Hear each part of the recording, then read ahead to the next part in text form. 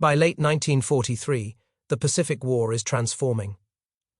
Japanese expansion is definitively over, as General Douglas MacArthur's Southwest Pacific area secures the approaches to Australia and captures Japanese-held territory in the Solomon Islands.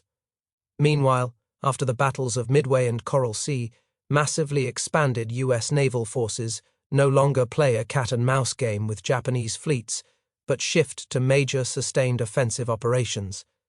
The Japanese go over to the defensive and create a national defense zone across the Pacific. Its outer edges anchor on so-called unsinkable aircraft carriers, island groups and atolls like the Marshall, Caroline and Gilbert Islands that provide interlocking aerial cover.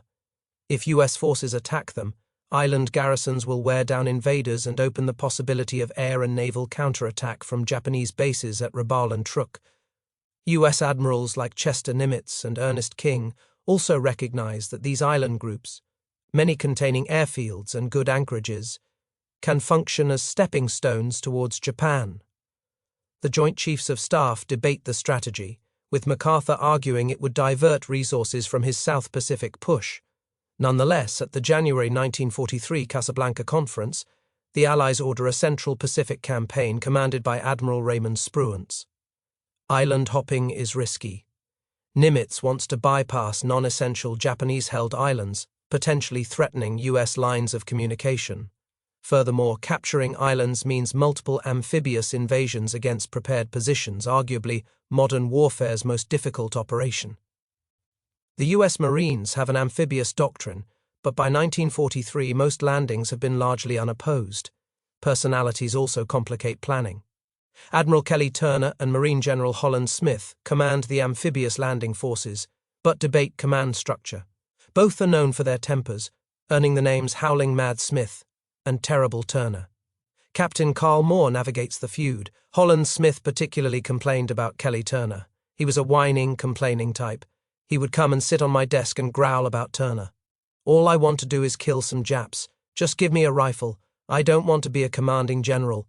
And Turner would come and complain about that blankety-blank. Smith couldn't get any cooperation out of him, and so forth. Moore compromises. Turner commands all amphibious forces until Smith moves ashore, a system that lasts until the end of the war. Initially, Nimitz wants to invade the Marshall Islands, but the Japanese base at Truk is a significant threat. Instead, Spruance settles for invading the Gilbert Islands, a Japanese-occupied British possession further from the major Japanese bases. From September 1943, Operation Galvanic targets islands in the Makin, Abemama, and Tarawa atolls, all occupied by the Japanese in late 1941. The Japanese mostly abandon Abemama, leaving only 25 Marines to watch for U.S. movements, but defend Makin's seaplane base with 800 troops. Betio, in the Tarawa atoll, is the most important and well-defended, with an airfield and 4,850 Japanese troops, mostly crack Japanese Marines. But the island is tiny, 3.5 kilometers long and 600 meters wide, smaller than New York's Central Park. Its highest point is 3 meters above sea level. For the defending Japanese, it prevents maneuver or defense in depth, but does allow for quick troop deployment, and for almost all weapons to hit anywhere on the island. For the attacking us, the enemy are fish in a barrel, but the Japanese will certainly contest the beaches and U.S. firepower may hit friendly troops. After a U.S. raid on Makin in August 1942, Betio Commander Rear Admiral Keiji Shibazaki builds major defense works, including 500 bunkers, shore guns, and offshore obstacles. The southern coast is the best prepared, but all beaches are defended, while 14 reserve light tanks can strike anywhere. Betio might be, per meter, the most heavily defended position on Earth, and Shibazaki boasts about it, 1 million men could not take Tarawa in 100 years. Wukovitz 74 U.S. intelligence identifies defensive works from aerial and submarine photography, while former residents, mostly British, provide geographic information. But U.S. aircraft make no low-level reconnaissance flights and miss many well-camouflaged, smaller positions. And the American don't have any diver teams to scout underwater obstacles. The 5th Amphibious Corps' 2nd Marine and 27th Infantry Divisions will attack Betio and Makin on November 20th, supported by Task Force 58's ships and carrier planes. On betio, Planner Colonel David Shoup selects 3 landing beaches on the northern lagoon side. Landing vehicles tracked, or LVTs, originally logistical transports, will act as assault boats and land Marines directly ashore. LVTs carry the first 3 assault waves, while shallow-hulled landing craft carry waves 4 through 10. Former residents inform planners there should be enough water for landing craft to cross an offshore reef. New Zealander Frank Holland, though, warns 2nd Marine Division Commander Julian Smith the invasion date may coincide with a rare, ultra-low tide, but others disagree. Smith warns his officers but does not change the date. At 5 a.m. on November 20th, U.S. ships, including 3 battleships, open fire on betio with a 3-hour barrage. This is much less than the multi-day barrage Smith requested, and things immediately go wrong. When the invasion command ship, battleship USS Maryland, fires its first salvo, the vibrations knock out its hastily installed communication equipment. Coordination with aircraft strikes is also poor. But to the waiting Marines it is an impressive display and confidence is high. Fires burned from one end of betio to the other. As I watched the destruction, I couldn't help thinking, how would anybody live through that? Wilkowitz 103 Jeremiah Hanafin. Although U.S. ships knock out larger Japanese positions, smaller ones survive. Some shells ricochet off the island, while up to 25 of the 1,500 shells fired may miss it entirely. Japanese warrant officer Kiyoshi Ota is on the receiving end. This bombardment was violent beyond expression, a frightening and horrifying experience. It went on and on without ceasing. My position received a direct hit, but none of us were wounded. We were only buried by sand, which we quickly dug away. I still marvel that so many of us escaped with our lives during this period when heavy shells were falling on the island like rain. Wilkowitz 104, Kiyoshi Ota. Meanwhile, empty LVTs pick up men from landing craft at sea, despite difficult currents and inaccurate Japanese counterfire.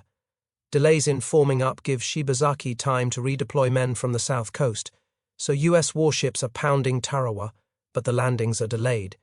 At 9 a.m., after up to 5 hours of waiting, the first LVTs head for the beaches. One landing craft lands a scout sniper platoon on the long pier, temporarily clearing it of Japanese machine guns and snipers. Around 450 meters from the beaches, the tracked LVTs successfully crossed the reef. Surprising the Japanese, we could see the American landing craft coming towards us like dozens of spiders scattering over the surface of the water. One of my men exclaimed, "The god of death has come." Alexander 111, once the thinly armored LVTs get inside the lagoon, Japanese defenders open fire. They're inaccurate, knocking out only 8 of 87 LVTs in the initial waves, but it's unnerving for Marines expecting minimal resistance. Correspondent Robert Sherrod recalls the approach. We jumped into the little tractor boat and quickly settled on the deck. "Oh God, I'm scared," said the little Marine, a telephone operator. I gritted my teeth and tried to force a smile that would not come. I said, in an effort to be reassuring, "I'm scared too." I never made a more truthful statement in all my life. Sherrod 67, Robert Sherrod. Once the Marines hit the beaches, they take cover at the seawall. The Japanese expected this and pre-sighted the areas with mortars. This forces the Marines over the wall where Japanese snipers and machine guns pick them off. Meanwhile, heavy fire, especially from a location later called the Pocket, and from an offshore shipwreck, forces LVTs off their original course. Ships and planes eliminate the shipwreck defenders, but other Japanese swim out and reoccupy the positions. Many Marines group up around the relative cover of the pier and only create a very narrow beachhead. Soaked radios, officer casualties, and reoccurring communication problems mean U.S. commanders lack situational awareness. But the first wave's casualties are tolerable. When the fourth wave's landing craft approach the beach, they make a terrible discovery. D-Day does coincide with a freak low tide, so the landing craft can't pass the reef.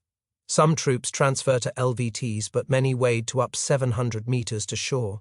They are easy targets for the Japanese.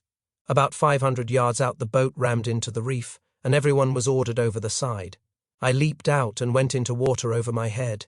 Everywhere there were knocked-out tractors, burning fiercely, men falling all around me, bodies and parts of bodies floating everywhere in the pink water. How anyone reached that shore is still a mystery to me. Half an hour elapsed before I put foot on dry land. Right Pacific 40, the Japanese destroy more LVTs on return trips, forcing more men to wade ashore. Casualties increase dramatically, and a discouraging message from Red 1 finally reaches Julian Smith. Have landed. Unusually heavy opposition. Casualties 70%. Can't hold. Wukovitz 120 Marine officer by 11 a.m. Marines create tenuous positions west of Red 1 and either side of the pier on Red 2 and 3. Losses are especially high on Red 2, including the landing team commander. Colonel Shoup and Major Henry Crow establish a headquarters near the pier, while Major Michael Ryan on Red 1 shifts towards the unused Green Beach. Smith sends in the reserves, including the 6th Marine Regiment transferred from the Macon landing. Only when 7 Sherman tanks land on Red 3 do the Americans make any progress, but by evening 5,000 Marines are still only 200-300 meters inland. The major threat is now a Japanese night counterattack. So late on D-Day the Marines cling to a vulnerable beachhead, and with enemy lines so close, us supporting fire risks hitting friendlies. An organized Japanese attack could eliminate the beachheads, but the Marines have scored a lucky break. In the afternoon of D-Day, a destroyer shell kills Shibazaki before he orders a counterattack, so there is no major Japanese night attack. Heavy casualties continue on D1 as men again wade ashore, and US troops conduct a 3-pronged assault. Japanese defenders are disorganized and immobile, and Marines can now locate their bunkers and systematically reduce them with demolitions, flamethrowers, and tanks.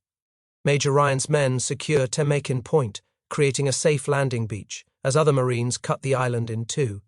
Shoup, later awarded the Medal of Honor for his command, radios to Smith, casualties many, percentage dead not known, combat efficiency, we are winning. Right Pacific 50, David Shoup. Over the next 2 days, Marines clear Japanese forces from the west, concentrating them in the pocket, while others head east. Early on D3, US Marines destroy a Japanese banzai attack, killing 320.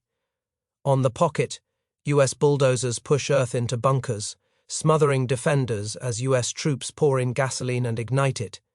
Japanese resistance ends on D3. On betio, US losses are 1,017 killed and missing, and 2,292 wounded, almost as many losses in 3 days as during the 6-month campaign on Guadalcanal. Most casualties are in the later waves who waded ashore. Japanese dead number 4,690, 97 of the garrison. The US capture 146 prisoners, but only 17 are Japanese troops, the rest are Korean laborers. At the same time as the landings on Betio, the US 27th Infantry Division lands on Makin's main island of Butaratari, with 6,500 troops greatly outnumbering 800 Japanese. The US Army uses more conservative advances to contact, before calling in supporting fire. Casualties are lower, but Marine Officer Holland Smith is critical. He complains that Army tactics prolong the fighting, allow the Japanese to entrench and inflict more casualties, and force support ships to stay nearby in vulnerable positions for longer. As if to prove his point, a Japanese submarine torpedoes the light carrier Liscombe Bay off Macon on November 24th, killing 687. The high US casualties cause controversy, especially after newspapers publish photos of us dead for the first time in the war. Private military disagreements partially play out in public, with MacArthur calling the operation an unnecessary massacre of human lives. Alexander 229 critics frame the attack as a disaster despite the victory. However, US commanders are impressed by the LVT's ability to drop troops on the beach and hide this success for operational security reasons. They remind the public that amphibious landings are always risky and introduce the public to the realities of Pacific War. A film called With the Marines on Tarawa plays extensively and later wins an Oscar. War bond sales increase, although Marine recruitment drops 35%. Commanders immediately identify the operation's failures: the use of battleships as commander centers, poor waterproofing of equipment like radios, overladen troops in the assault waves, poor attention to tides, no underwater reconnaissance or demolitions, and problems moving troops onto LVTs at sea that left them at sea for too long. Analysts also find failure with the naval bombardment. It did destroy large guns and Japanese communications, but is insufficient against bunkers and is poorly executed. Ships attacked too regularly with heavy shells, creating clouds which obscured observation and aerial attack.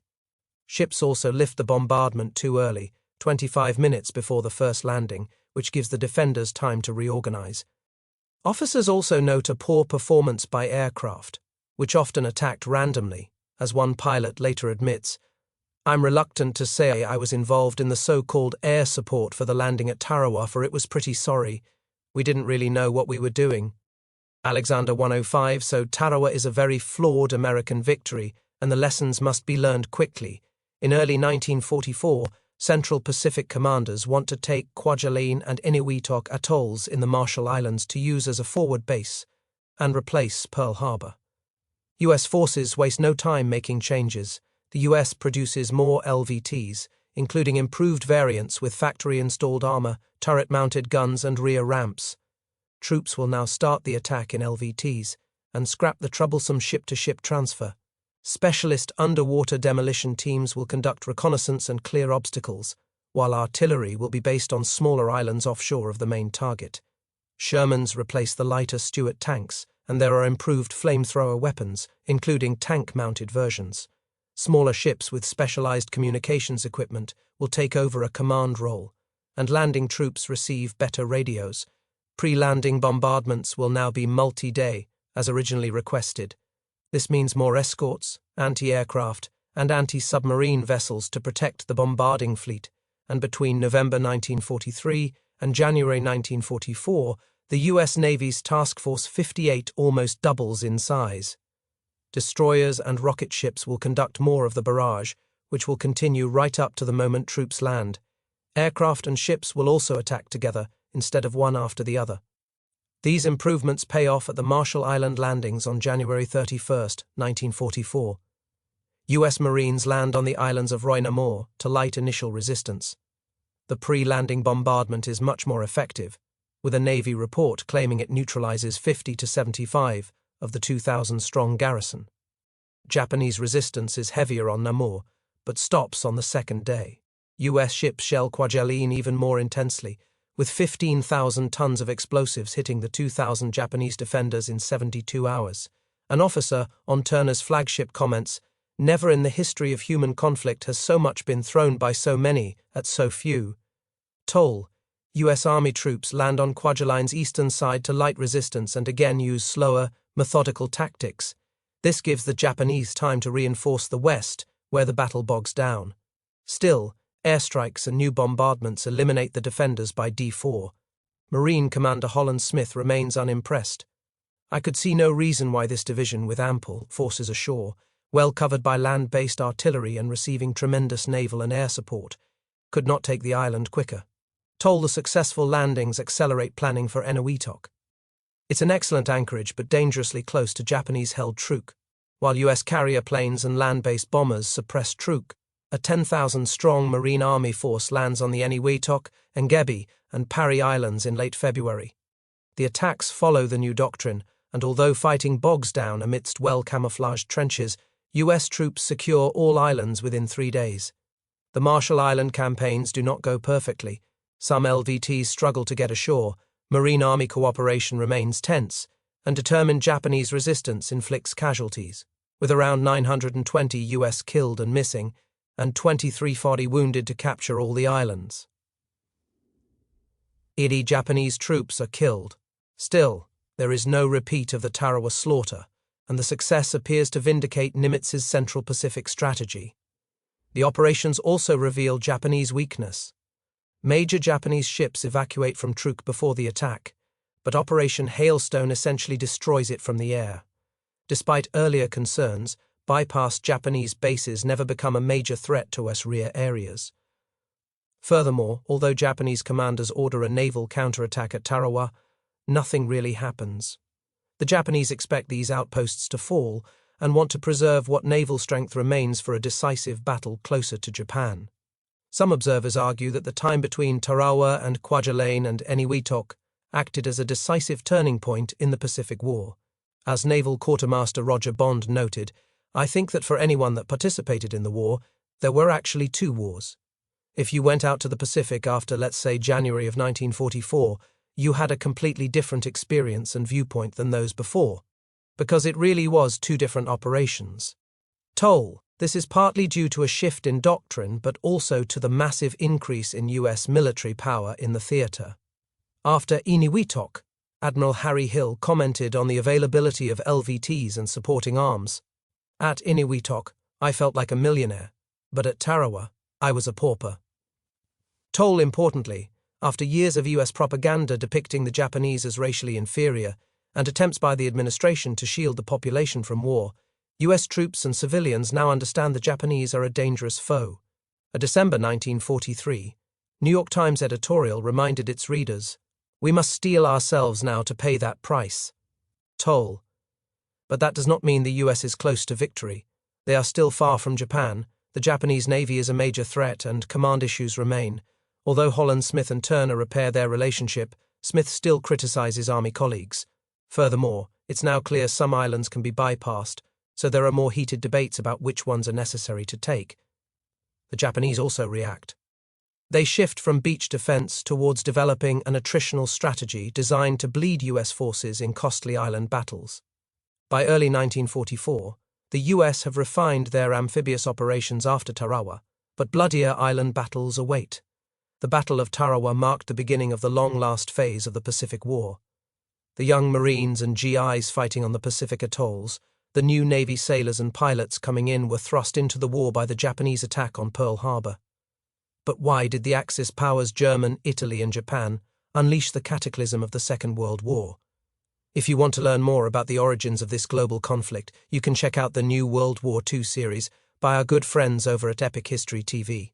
The first video covers the early 1930s with Hitler's rise to power, Japan's invasion of China and Mussolini's imperial ambitions in Africa. And where can you watch Epic History TV's World War II series right now, months before it's available on YouTube? On Nebula, a streaming service we're building with other creators where you don't need to sift through a deluge of AI slop. Nebula is made and curated by humans. It's available in 4K resolution in your browser, on your smartphone, smart TV, or streaming box like Apple TV or Roku. And that's not all. On Nebula you can also watch all our regular videos ad-free and earlier than on YouTube. If you go to nebula.tv real-time history, you can get an entire year of Nebula for just $30. That's 50% off over the normal price during the holidays. Right now, you can also get the Nebula Lifetime membership. Pay once and get access to everything Nebula has to offer for as long as you and Nebula exist. If you to nebula.tv real-time history, you can save $200 on the usual price. The Lifetime membership allows us to invest in more original content and improve the platform for everyone. 1/3 of your Lifetime membership will also support us at Real-Time History directly. To learn more about the Second World War on the Pacific, check out our previous videos on Saipan, Iwo Jima, Okinawa, or the Battle of Manila. As usual, you can find all the sources for this video in the description below. If you are watching this video on Patreon or Nebula, thank you so much for the support. We couldn't do it without you. I am Jesse Alexander, and this is a production of Real-Time History, the only history channel that blankety blanked your blankety blank.